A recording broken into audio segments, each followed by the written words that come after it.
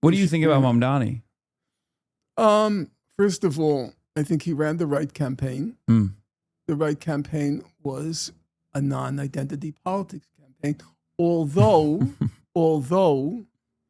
it had an identity politics component baked into it because the candidate's name is Zoran Mamdani. Yeah. But that wasn't the platform. Yeah. It had an element in it, but it wasn't the platform.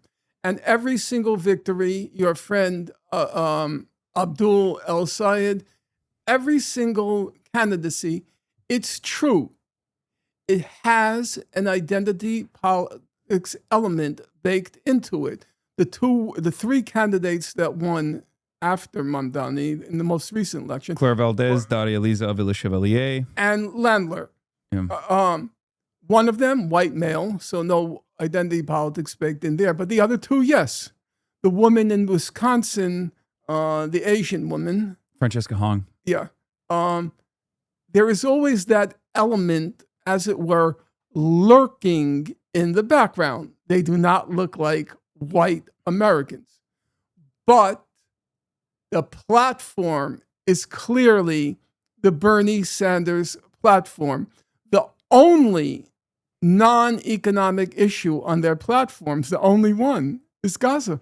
Well, even then, there's an economic component to it as well. Yeah, and but I think, it's not. I think it is the moral. It's a moral torch. Definitely. Yeah. But I think in a way to make it more appealing to the masses, there's also a legitimate argument that you can deploy talking about the focus that we have as the American government with respect to how much of our resources go to not only waging endless wars, but also specifically giving money to Israel. Yeah, totally agree. Yeah.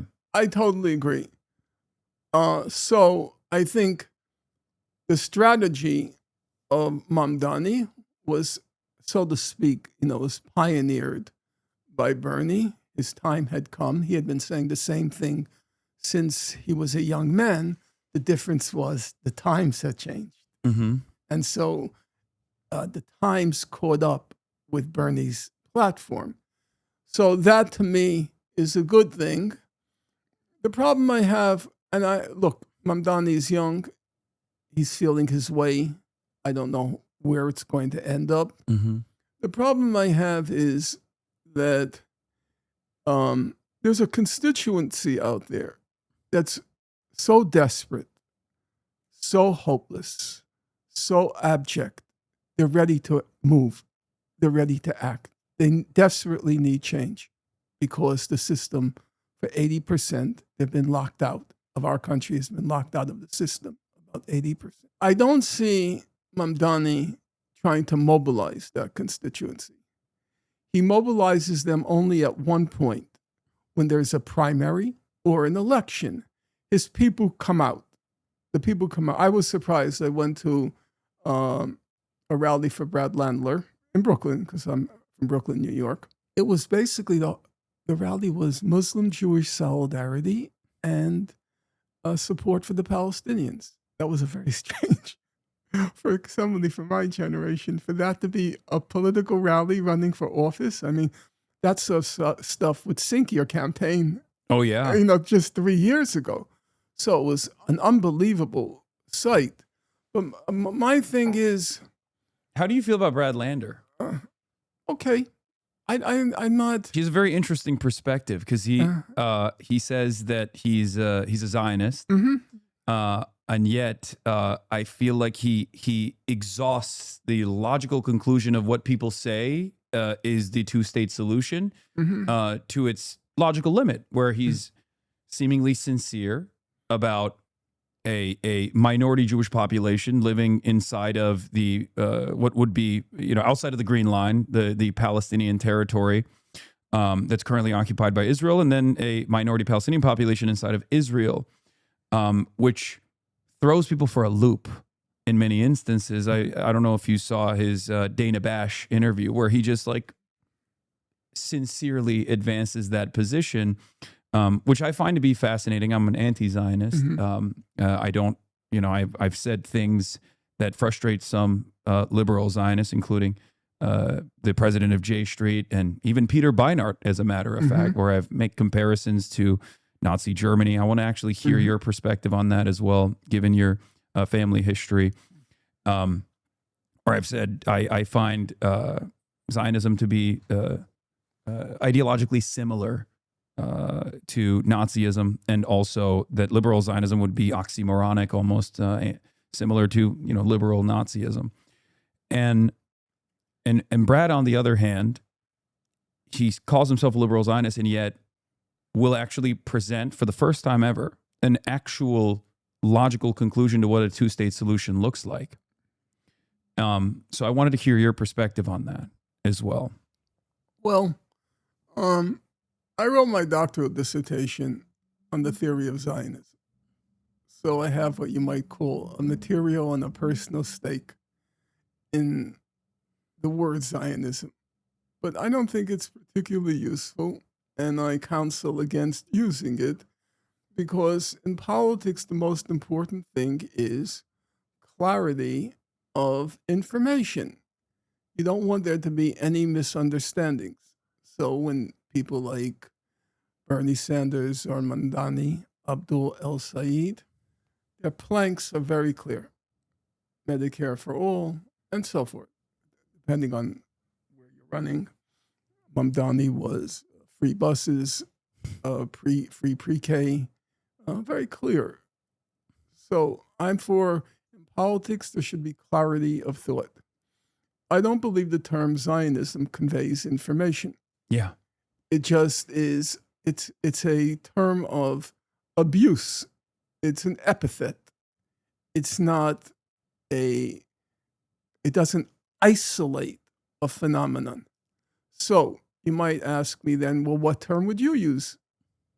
And my reply is, I think the most useful term, just to give you, you have your producer here or your friend here, and I'm afraid I can get long-winded, and you'll just excuse me.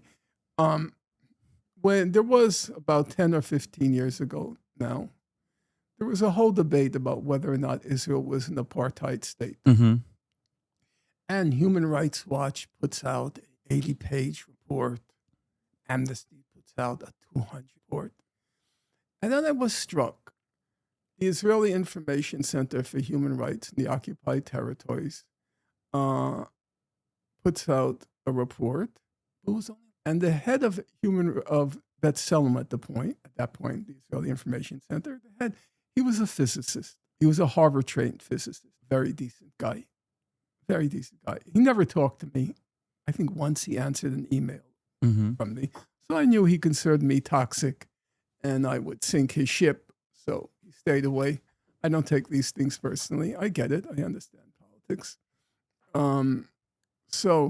But what struck me about his report was he said something very simple. You know what he said?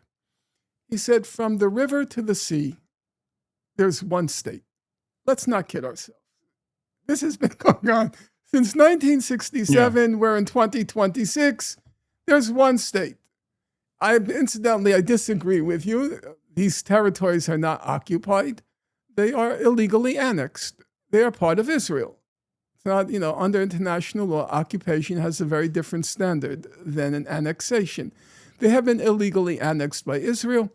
And then he said, or the report says, that the foundation of this one state, very simple, it's Jewish supremacy. It's a Jewish supremacist state.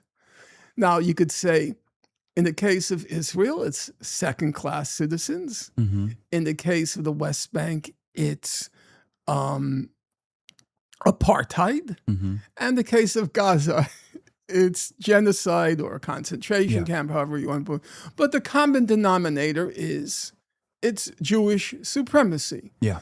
So I think Jewish supremacy does convey something, because everyone remembers white supremacy. Yeah. They remember it from South Africa, and they remember it from our own country. We know what white supremacists are.